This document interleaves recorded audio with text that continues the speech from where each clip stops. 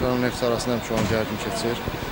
O baxmayaraq 1-0 geriyə düşsək də yaxşı 11 metrlik cərimə zərbəsi qazandıq və qırmızı kart 10 nəfərlə qaldılar. Oyun axarı biz tərəfə dönə bilərdi, oyunu qalib də bitirə bilərdi. Sadəcə 11 metrlik yerinə yetirə bilmədik. Bundan sonra da yenə də hücumlarımızı artırdıq, amma qol yenə də gəlmədi. 5-600% qol epizodumuz oldu, yarılana bilmədik. Rəqib də qələbə qazandı. Sahib komandalara qarşı oynanan necə sizlər keçirdiniz? Açığı yəni elə bir şey yox idi. Sadəcə bir oyuna, hansısa bir oyuna çıxdığım kimi bu oyuna da elə hazırlaşmışdım və oyuna çıxmışdım. Penaltini yəni niyə Messi Məşqçinin əvvəldən tapşırılmışdı. Yəni məşqçinin göstərişi idi.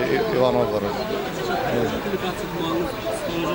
İstər-istəməz təsir edir. Çünki belə oyunlarda, gərginliyi çox olan oyunlarda, 11 metrlik qaçıranda istər-istəməz komandada biraz söküş gedir.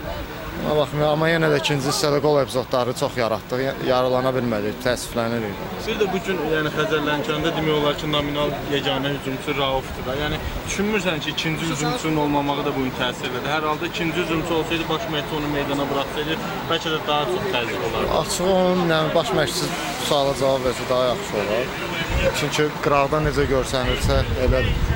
Düzdür, yəni məğlub olanda hər cür şeylər çıxır ortaya. Qələbə qazansaydıq da oradan da görsənməyəcəkdi. Yəni yaxın idi qələbə qazanmağa da. Qol epizodumuz da oradan da çox oldu. Sadəcə bilmirəm, yarılana bilmədik. Təəssüflənirəm yəni. Açığı yəni fikir vermirdi.